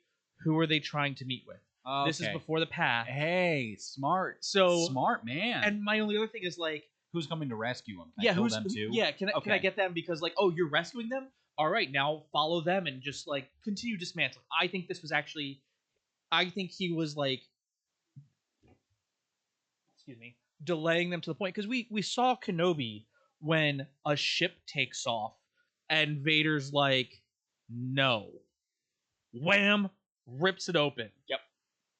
And psych. And then the other one takes off. And so I'm like, okay, so we know he can stop a ship from in orbit. Yeah. Like Ahsoka could hold on to a ship. That scene is so funny though. They're like, oh, you thought we were on that ship? We're actually on the one next to it. Which brings the question: when he noticed that, he couldn't just go, all right, now can opener number 2. It's still a can opener, guys. I can still work with it. I guess maybe because he like he was a little tired. He was like tired. He's like wheezy. He's like, I just hit max on bench. Yeah. Oh. So I don't think they were. That's hey. Listen, the takes he's got some takes tonight. That's a good one. Yeah. Yeah. All right. You said these on a lot of these podcasts. When I bring this up in the future. Listen. Bad Batch was not your greatest. Okay, I'm just saying, wasn't great. Kenobi, I think Kenobi, you and I both called a lot more than we did with Bad Batch. Fair. And I think Emery is not a clone. I don't care what anyone says. Emery's a fucking clone, Chris. Because she says so. She was grooming a child. Can you trust her? So is Maul. Can you trust Maul? No, I didn't say you could. Anyways. Anyways, we're not getting into this. That's fine. That's fine. I just thought it was a good point. You gotta get like the Always Sunny like Philadelphia theme for this, and it's like Chris and Tyler fight over Emery again. Mandalorian and Grogu. There's not even a clone in this thing. But yeah, so we're watching the fight, and Maul takes the thing of like, we'll just fucking start bringing the ruins down because we're Maul's scared. Yeah, which is nice to see. It's nice to see him scared. We don't get a lot of. We get like a lot of little chats in this episode. Mhm. Let's just like. I wasn't too invested in Vario, Two Boots, Lawson, and Riley. No, they had Lawson and Riley had their stuff earlier. We know Lawson's gonna die. This was a really simple, we need to get this place cleared out so that Dryden Voss can land. Which, by the way, Dryden Voss lands with one other guy, and fucking all right, hold the line. Yeah. Okay. Why do you need Maul? Yeah. So like their whole storyline, I don't know if we really like need to spend all that much time on until like the end of it. Here we do it real quick. Lawson sacrifices himself by getting the big gun to hold off people because they use the big gun to take care of and it's an actual Imperial dropship. It's like Vader's style dropship. Oh yeah, the Imperial shuttle. Yep. Yeah. They pretty much. Hold on. Why is Vader's ride always getting either fucking jacked or destroyed? This man cannot keep a ship. Well, never mind. I take it all back. I realized who was in the suit. It's Anakin. So yeah, his shit always ends up ruined somehow. So never get in a ship with Anakin or Darth. No, I think you'd be okay in the ship with them. Just get off the ship when they get off. Oh, fair. Yeah, that's it. Like, just don't be on the ship afterwards. Yeah. But he sits there and Lawson goes, Two Boots, I don't give a fuck what happens. Get Riley to his mother. Yeah. That is the only way he is safe and doesn't go rot in a prison camp to build things for the Death Star. Good call. Get him to his mom, drop him off at an Imperial outpost, and be like, hey, this is what happened. Cool. Here's the story. We were attacked by Jedi Knights. Bam. We still get the like he joins the Empire because of. Yeah. And I hope I don't agree with you on that point, but we'll get there. I hope we follow him. I think we need a foil to Devin. I mean, I was gonna say I like Riley as a character too. I mean, like he has daddy issues. I've seen it.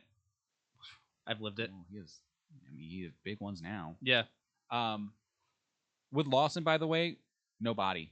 We don't actually see him die. There's a chance that he's actually like injured but alive and being tortured. I'd like to think he's dead too. Like he disappears in the fog, but he never actually like. There's apparently like a droid later on that like is modeled after Two Boots. They just paint him red, and I'm like, ooh, what if they just took Lawson and put him in a droid? They did to Anakin. It works. True, but like no body. Yeah. So. I think because he gave two swan songs, I think he is dead. Yeah, I mean, I'm just saying, like, there's a chance that he could not be. There is, just like Tech. That one hurt. But I mean, the goggles were the body. The glasses were the body. Yeah. Then again, I thought Echo was dead, and so I mean, like that he got fucking blown up. Yeah, that was really a catch-22. Yeah. It becomes a bad batcher. Yeah. But no, so yeah, getting back to Docky, Devin, and Maul, or Devin and her two dads. I do love that, like, I mean, like Docky doesn't like or defend Maul, but I'd like to think that Maul respects Docky. And just going into the whole Ahsoka could take Luke type situation. Oh my god. I don't think Devin has the experience fighting a proper Force user. Mm-hmm. So having somebody else that will like has knowledge of facing off against somebody who is, because that's the thing is, like when two Jedi face each other, or Jedi, they use a Force ability around them, so that way, in theory, you can't just like pick someone up by the throat and start crushing it, like your force would kind of Counteract overpower their that, force. unless you were like, I don't know, trying to also catch a lightsaber with your hand. But yeah, so I think he respects him because he's like, well, I can't do this. I Yeah. cannot do this right now in the state that I currently am. True. And you Also, have that fundamental knowledge. And also props to you for like surviving my master's grand plan. Yeah, you survive. Yeah. Congrats, buddy. You get a You're a survivor. Yeah. You ain't no quitter. So yeah, there were like a lot of good setup scenes with while they're in the midst of like running in terror from Vader. Mm-hmm.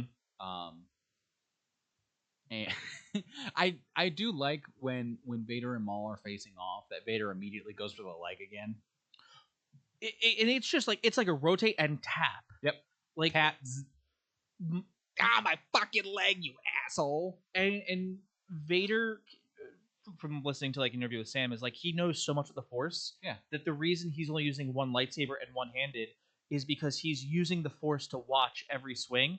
So that's just why he's like this. Yeah. And that is also part of my reasoning of like, nope, he knew where they were all going to be constantly attacking, and he could use that in order to like, cool, I can make them feel like they feel like they're doing something. Yeah. It's not a blowout. And I can, maybe figure out what gentleman's sweep. Yeah. Yeah. This I kept thinking back as they were fighting Vader of the ending to Fallen Order, where it's just like you can't defeat Vader. Yeah. It's not meant to be defeated. You can't parry him. Nope. I think you get one parry off, and immediately after that he just wails on you. And Vader doesn't even care about force like forms at that point when he's because he's just when he gets enraged and stuff, he's just get off of you. He's just beating him. He's beating him with the saber. The saber's no longer. It's a bat. It's not a lightsaber. It's no longer a beam of light. It's a baseball bat. He's just going to town on you.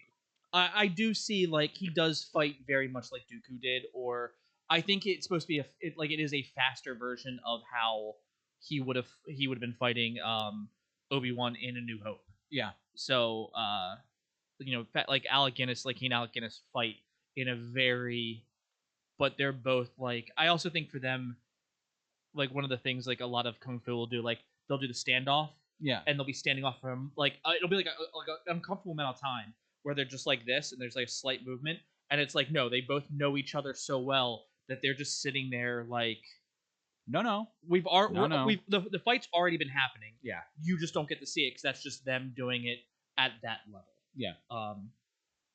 Yeah, I do like that. Then the Inquisitors show up and the fight on the bridge. And they have to be on their best behavior because their dad's there. Yep. Dad came to rescue to save the day because obviously they did not have the situation under control. They did not. Mm-hmm. Because Inquisitors are just the budget like the Sith version of a stormtrooper. Like yeah.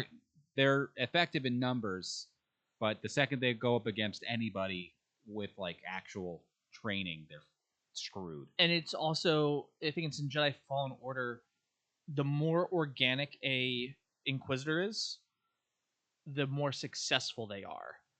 When they don't have as much organic, or that you see a lot of them placed out with robotic parts, because I think it's the seventh sister, the second sister, the big one.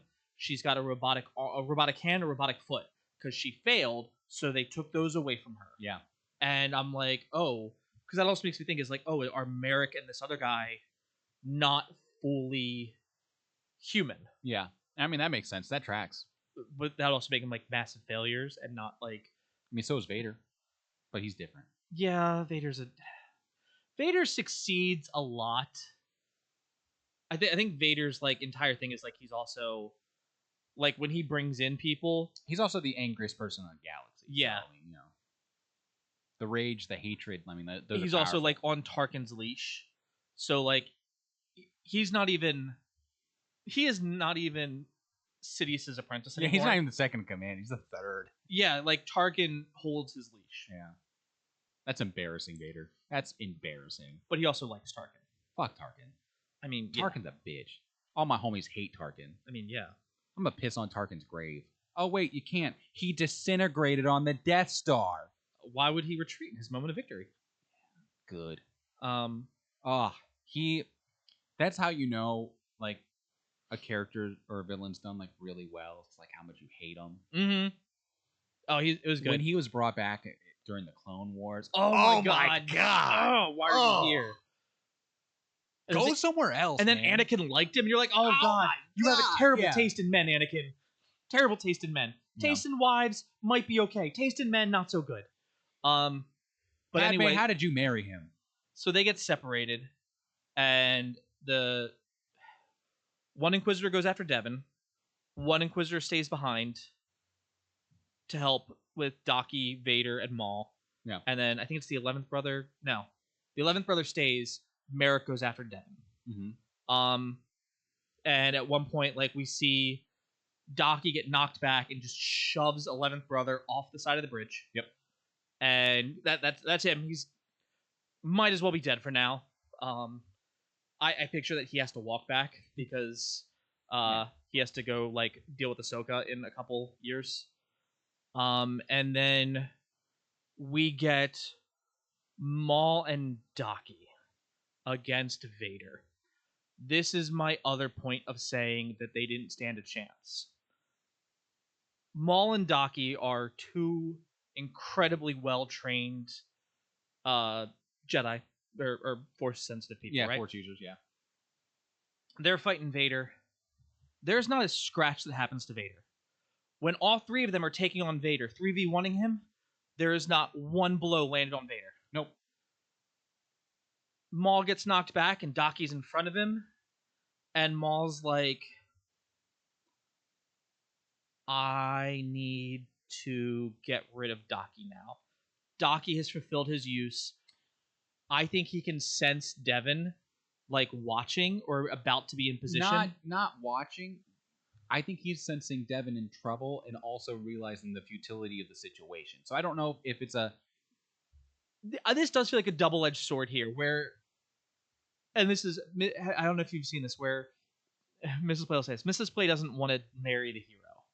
Yeah. A hero will sacrifice everybody for the greater good. Yep. You want a villain. You want someone who will be like, well, there's a family of 4 right there, and there's my lover over there. Well, here goes the rope to them. Sucks to be you all. That's the love of my life, not losing them. Yeah. Like, you want the person who'll make the world burn. And I think Daki would have sacrificed Devin to take out Vader. Yeah, that's a good trade-off. I can't say I blame him. Okay, so one kid for a Sith Lord is a worthy, like, kill the kid. Yeah. Okay. That's hey, just business. I didn't claim to be a hero either. So. I understand, and this is the point though where I'm also looking at Maul like, okay, Maul is like, we do need to get out of here. Daki's like, well, we can take them together, and Maul knows that they can't. So he gives Daki a little push to be like, you know what? If you think we can take him, show me. And that was fucked up. This is the only time. That was such a mean push too. This is the only time where Vader gets a glancing blow to his pauldron. Yeah. And then he proceeds to wail on Daki. Yeah, because he's like, oh my god. And then he pulls out a bat. Yeah. He said, "Oh, you want to chink my nice Sith armor? You know how expensive this is." Except not actually, because like Sidious put him in like the shittiest stuff possible. Yeah, the most painful. Yeah. Yeah. And then like wails on, and I like that they do the thing they did from Clone Wars, where like the astromechs are getting blown to bits by the clone troopers, and they don't show it. You just see the shots going down. Oh. And it was equally as violent, where you see Daki getting wailed on. Yeah. But it's... We were not in good hands. Yeah, we were not. No. So Daki's killed.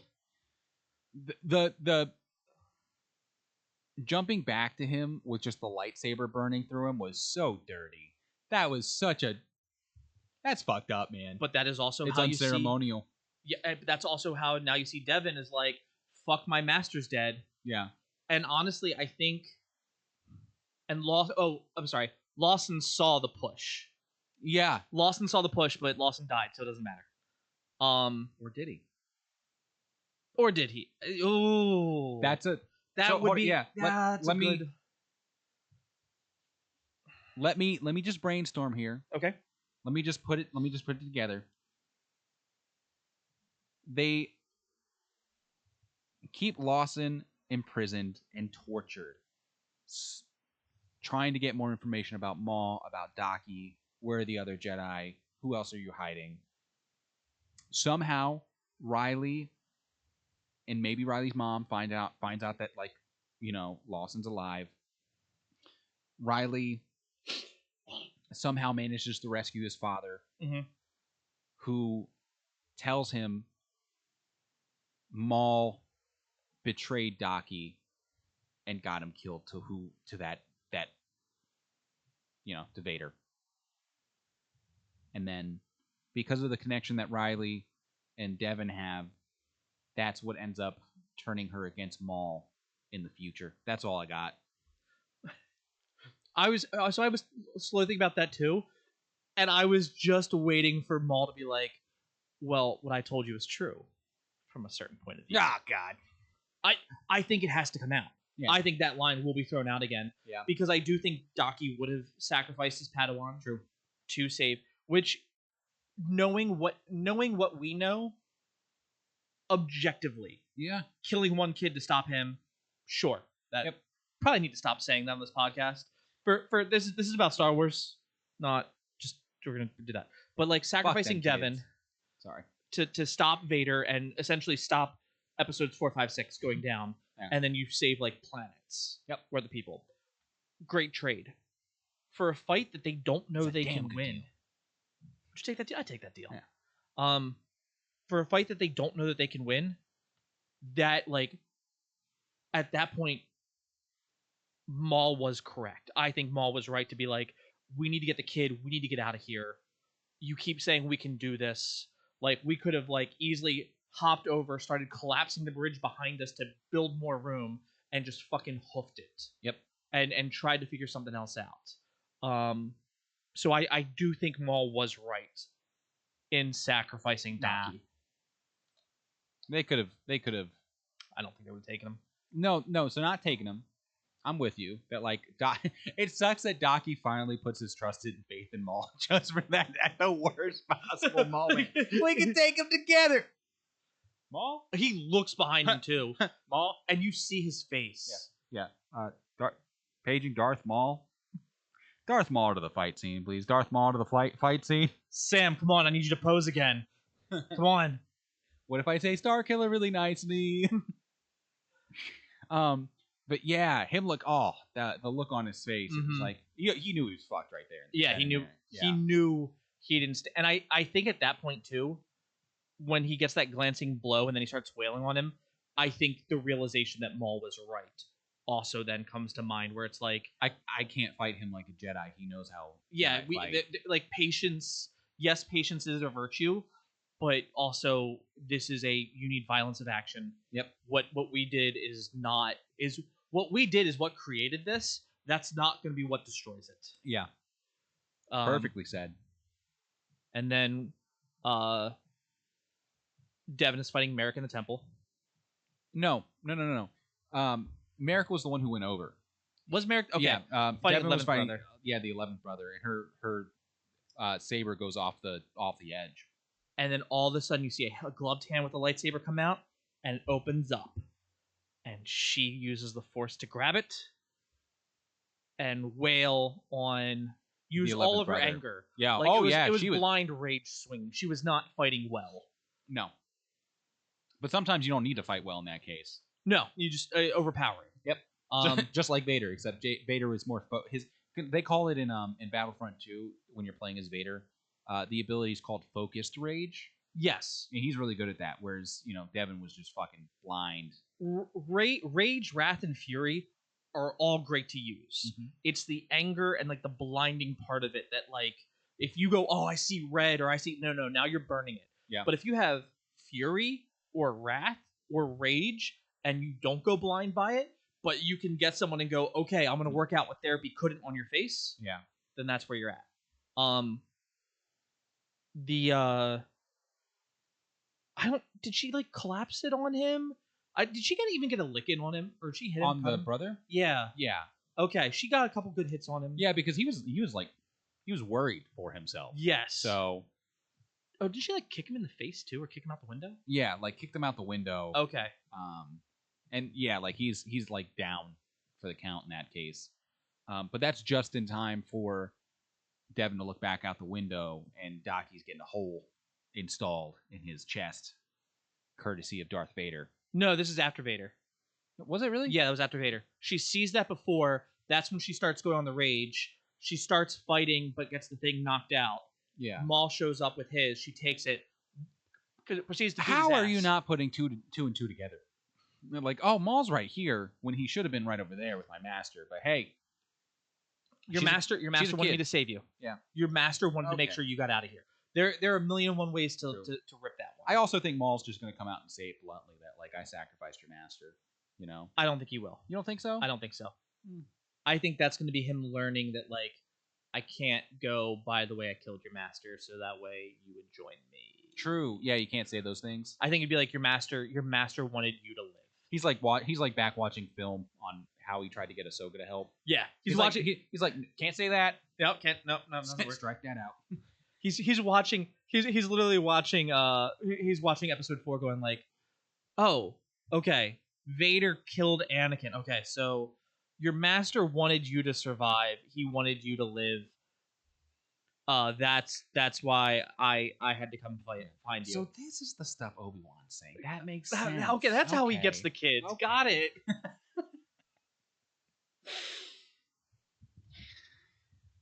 I was wrong. Stop manipulating kids. God, they don't belong on a battlefield. Tanaka is right.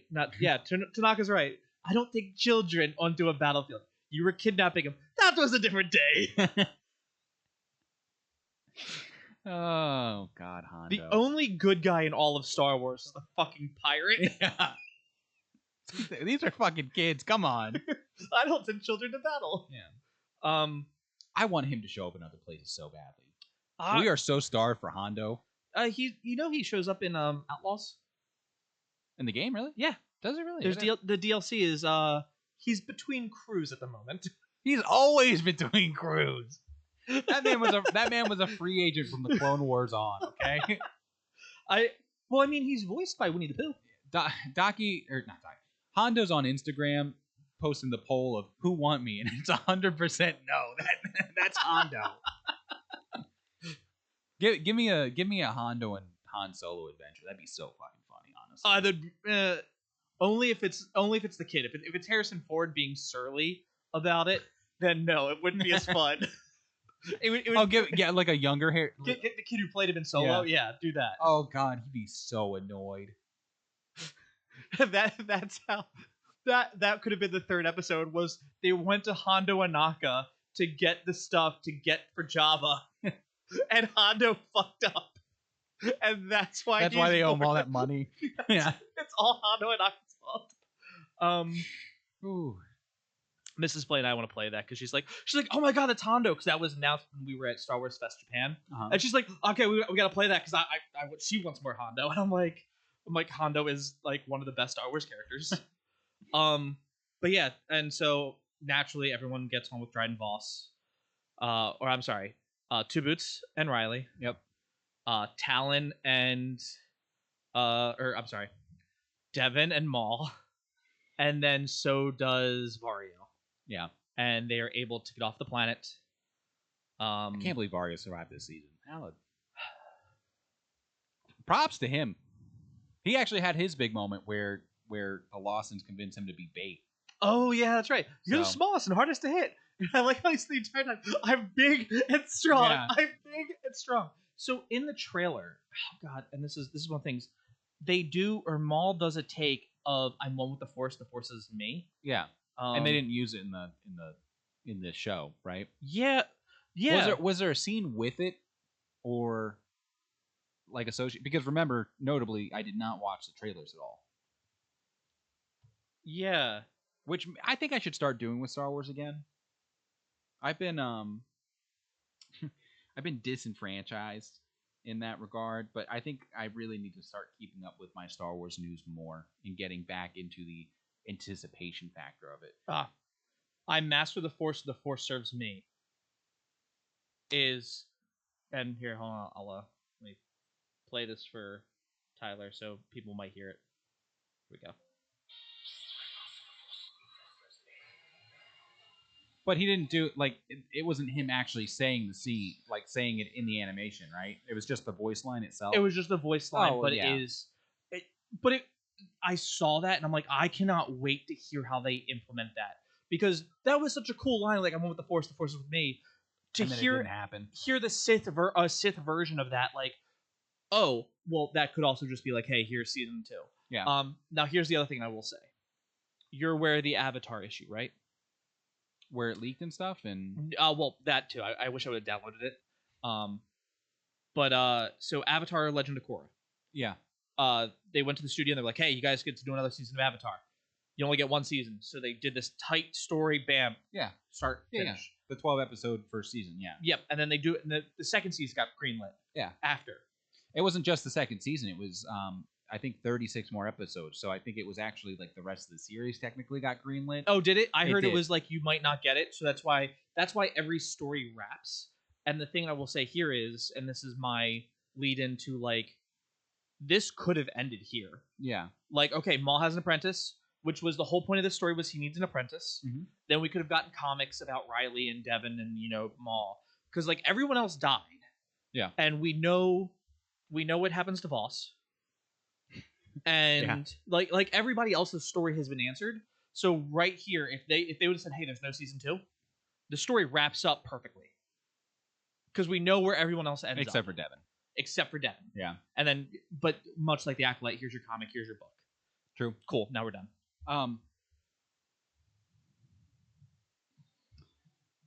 It surprises me that we don't get more animated Star Wars shows in the grand scheme of things, because compared to the live action stuff they do, it's so much cheaper. I mean, way cheaper. Because you're not dealing with people, scenes, and also, let's just be real, like, they've mastered the animation style that they use across everything, The animation, I think, is still expensive, though. I mean, it's...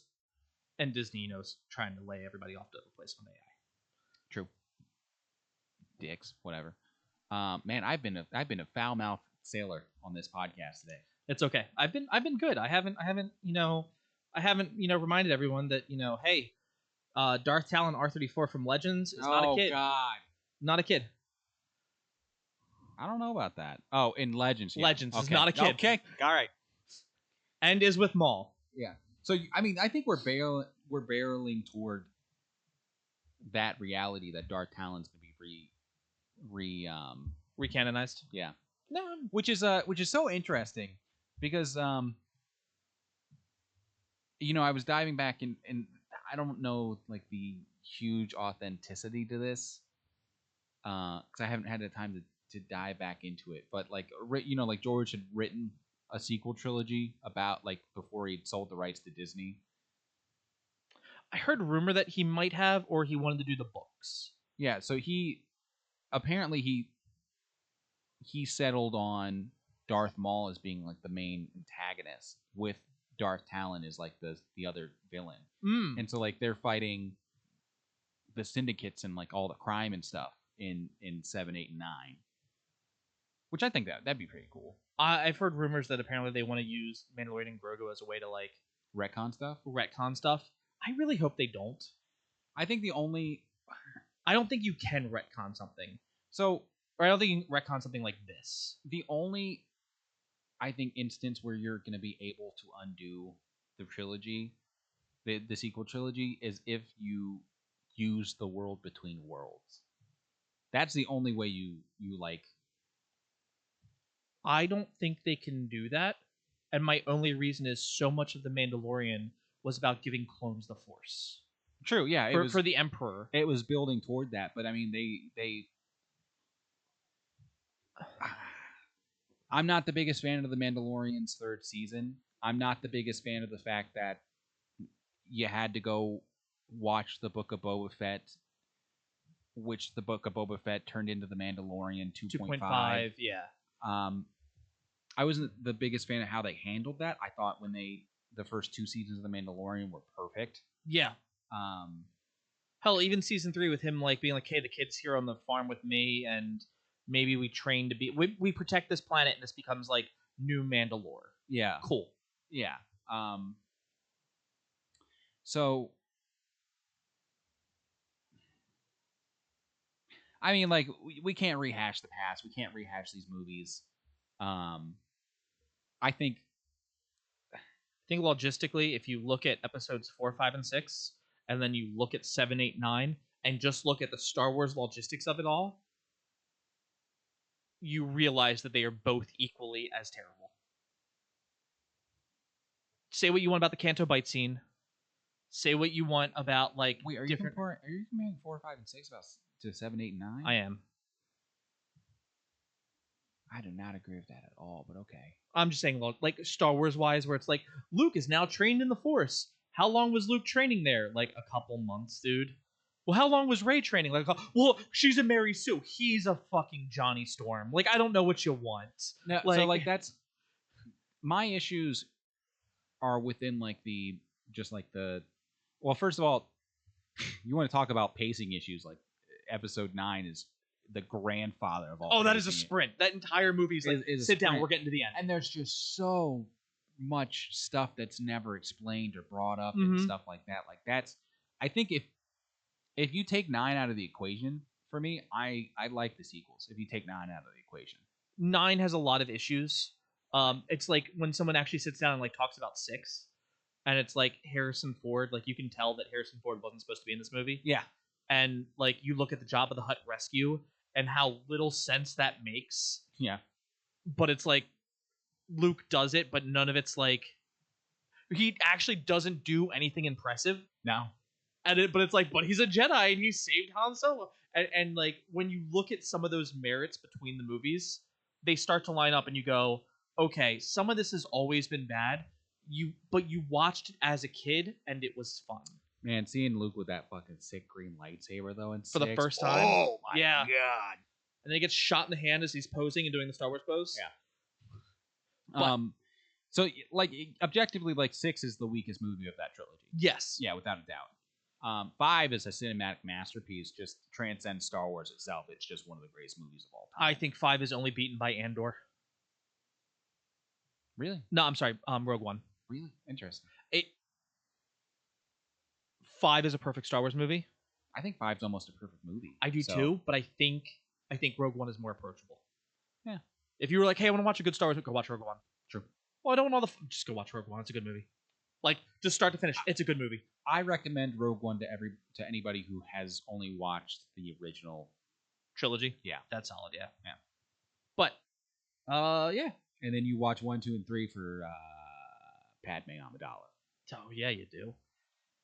Anyway, I'm starting to like girls at that time. Oh. Yeah. Natalie Portman. Natalie Portman. Let me tell you, Carrie Fisher may have been our princess, but Natalie Portman was our queen. Isn't Natalie Portman like pregnant again, or like about like in a new relationship or something? She was on the market for like a minute, like a New York minute. We're gonna stop. I want Natalie Portman to live in your head. You don't want the thoughts that come out of my mouth right now, right? No, no. Natalie Portman might be on the wrong side of history. She might be a Red Hatter. Listen, all I'm saying is that Natalie Portman. You saw what Anakin Skywalker would do for her. I'm just saying, I'm just saying, you need to follow her down a path that you probably shouldn't go. Well, like let me. I'll see if these claims are meritable. But anyway, yeah, I need to double check those. Can I get a source, please? I need you to fully flesh these out. But no, I'm excited for a season 2. I'd like to think that we were right on like 90% of our predictions. Really, I think the only thing that we ruled out Vader appearing. I think at that point, right? Yes.